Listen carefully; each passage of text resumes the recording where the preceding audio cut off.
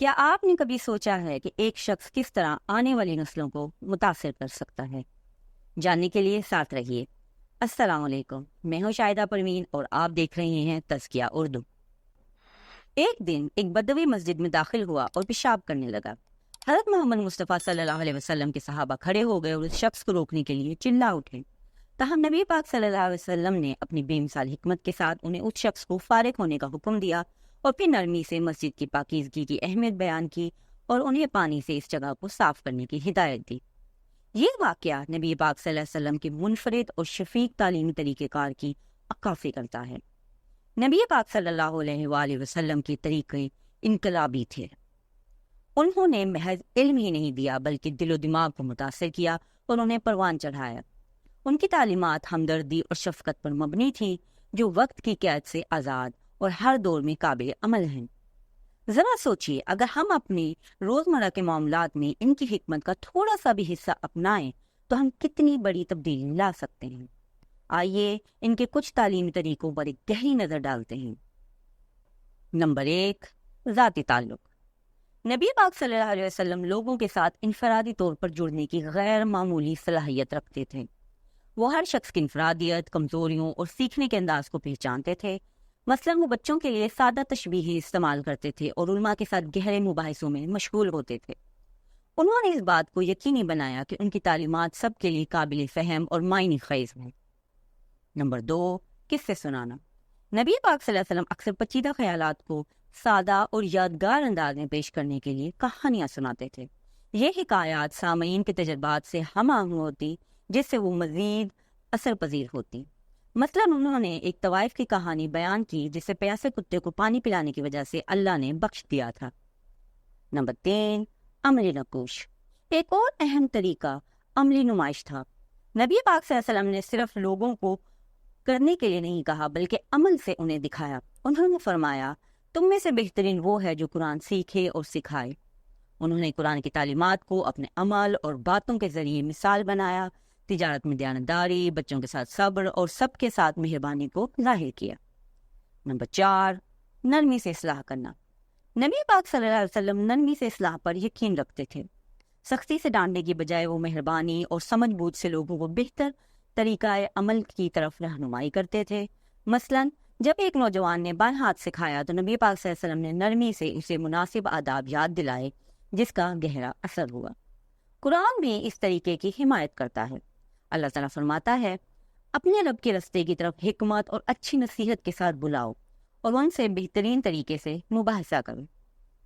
Number 5، حوصلہ افزائی اور تعریف۔ نبی پاک صلی اللہ علیہ وسلم اکثر حوصلہ افزائی اور تعریف سے لوگوں کا اعتماد بڑھاتے اور مثبت رویے کو مضبوط کرتے تھے۔ لوگوں کی اچھی خصوصیات کی شناخت کر کے وہ انہیں مزید اچھی کاموں کی طرف راغب کرتے تھے۔ انہوں نے فرمایا، تم میں سے بہتر وہ ہیں جن کے اخلاق اور کردار سب سے اچھے ہیں۔ نمبر 6، سامعین کے مطابق انداز گفتگو میں تبدیلی۔ نبی پاک صلی اللہ علیہ وسلم اپنی تعلیمات کو سامعین کی سمجھ اور ضرورت کے مطابق ڈھالنے میں ماہر تھے۔ وہ سب کے لیے واضح اور قابل فہم انداز میں بات کرتے تھے، چاہے وہ عمر کے لحاظ سے کمزور ہو یا علمی صلاحیت کے لحاظ سے مختلف۔ یہ لچک ان کے پیغام کو مؤثر طریقے سے پہنچانے کی ضمانت تھی۔ مثلاً وہ سامعین کی بنیاد پر اپنی زبان اور مثالیں بدلتے تھے تاکہ سمجھ بوجھ کو یقینی بنایا جا سکے۔ نمبر 7، سوالات کا استعمال۔ نبی پاک صلی اللہ علیہ وسلم اکثر سوالات کا استعمال کرتے تھے تاکہ اپنے پیروکاروں میں غور و فکر اور تجزیے کو بڑھا سکیں۔ سوالات پوچھ کر وہ ان کے ذہنوں کو متحرک کرتے اور اپنے اسباق پر گہرائی سے غور و فکر کرنے کی ترغیب دیتے تھے۔ مثلاً انہوں نے پوچھا، کیا آپ جانتے ہیں کہ صدقہ، روزہ اور نماز سے بہتر کیا ہے؟ یہ لوگوں کے درمیان صلح اور اچھے تعلقات رکھنا ہے، کیونکہ جھگڑے اور برے احساسات انسانیت کو تباہ کر دیتے ہیں۔ نمبر 8، تکرار۔ نبی پاک صلی اللہ علیہ وسلم اکثر اہم نکات کو بار بار دہراتے تھے تاکہ وہ پوری طرح سے سمجھ میں آئیں اور یاد رہیں۔ یہ تکنیک ان کے پیروکاروں کے ذہنوں میں ان کی تعلیمات کو گہرائی سے بٹھانے میں مددگار ثابت ہوتی تھی۔ مثلاً وہ اہم جملوں کو 3 بار دہراتے تھے تاکہ سمجھ بوجھ کو یقینی بنایا جا سکے۔ نمبر 9، تجزیاتی سوچ کی حوصلہ افزائی۔ نبی پاک صلی اللہ علیہ وسلم تنقیدی اور تجزیاتی سوچ کی حوصلہ افزائی کرتے تھے اور سوالات کا خیر مقدم کرتے تھے۔ ایسے جوابات فراہم کرتے جو گہری سمجھ اور آزادانہ سوچ کو فروغ دیتے تھے ان کا مشہور قول علم کا حصول ہر مسلمان پر فرض ہے مسلسل سیکھنے اور علمی تحقیق کی اہمیت کو اجاگر کرتا ہے۔ نمبر 10، صبر اور سمجھ بوجھ۔ نبی پاک صلی اللہ علیہ وسلم کے تعلیمی فلسفے میں صبر اور ہمدردی مرکزی حیثیت رکھتی تھی۔ انہوں نے تسلیم کیا کہ سیکھنا ایک تدریجی عمل ہے اور غلطیاں اس کا حصہ ہیں۔ ان کا قول طاقتور شخص وہ نہیں جو دوسروں کو زیر کر لے، بلکہ وہ جو غصے میں خود پر قابو رکھے، ان کے بہترین تربیتی ماحول کی پرورش اور انداز کی عکاسی کرتا ہے۔ نمبر 11، تعلقات مضبوط بنانا۔ نبی پاک صلی اللہ علیہ وسلم نے اپنے پیروکاروں کے ساتھ مضبوط ذاتی تعلقات قائم کیے جس سے ان کی تعلیمات کا اثر گہرا ہوگا۔ انفرادی حالات کو سمجھتے ہوئے انہوں نے ایسی رہنمائی فراہم کی جو دل سے مربوط ہوتی تھی۔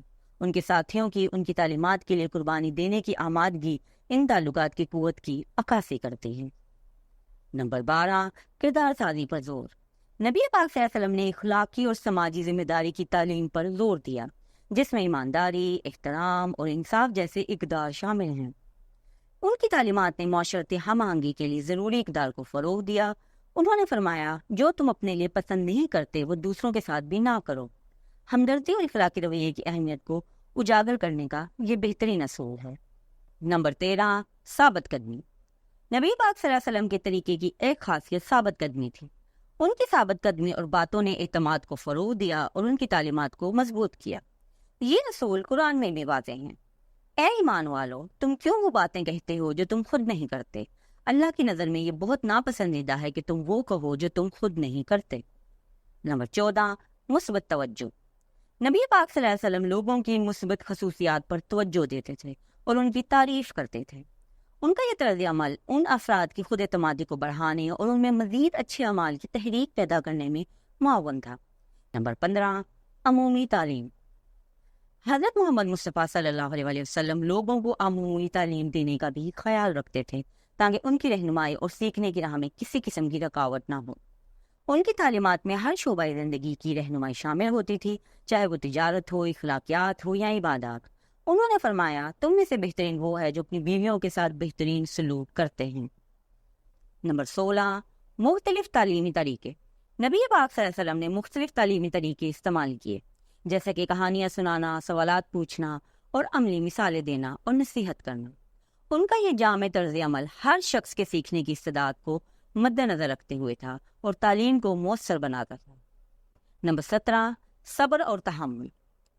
حضرت محمد مصطفیٰ صلی اللہ علیہ وسلم کا صبر اور تحمل ان کی تعلیمات میں نمایاں تھا۔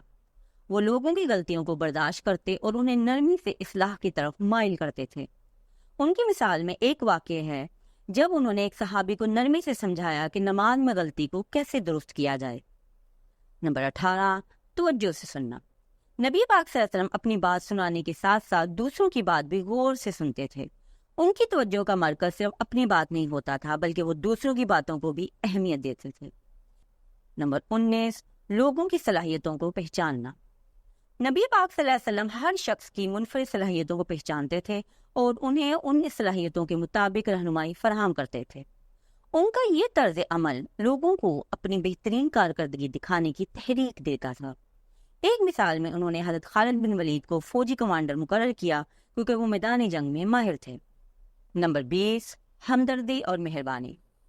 نبی پاک صلی اللہ علیہ وسلم کی تعلیمات میں ہمدردی اور مہربانی کا عنصر نمایاں تھا۔ وہ لوگوں کی مشکلات اور مسائل کو سمجھتے اور ان کی مدد کرتے تھے۔ ایک بار انہوں نے ایک صحابی کی بیماری کے دوران اس کی عیادت کی اور اس کے لیے دعا کی۔ حاصل کلام یہ کہ نبی پاک صلی اللہ علیہ وسلم کے تعلیمی طریقے آج بھی ہمارے لیے مشعل راہ ہیں۔ اگر ہم ان کی مثالوں سے سبق سیکھیں اور اپنی روزمرہ کی زندگی میں ان کے اصولوں کو اپنائیں تو ہم ایک بہتر، ہم آہنگ اور باوقار معاشرہ تشکیل دے سکتے ہیں۔ آپ نے دیکھا کہ کس طرح نبی پاک صلی اللہ علیہ وسلم کی تعلیمات اور ان کا طریقہ کار آج بھی ہماری زندگیوں میں قابل عمل ہے۔ کیا آپ اس سفر میں ہمارے ساتھ چلنے کو تیار ہیں؟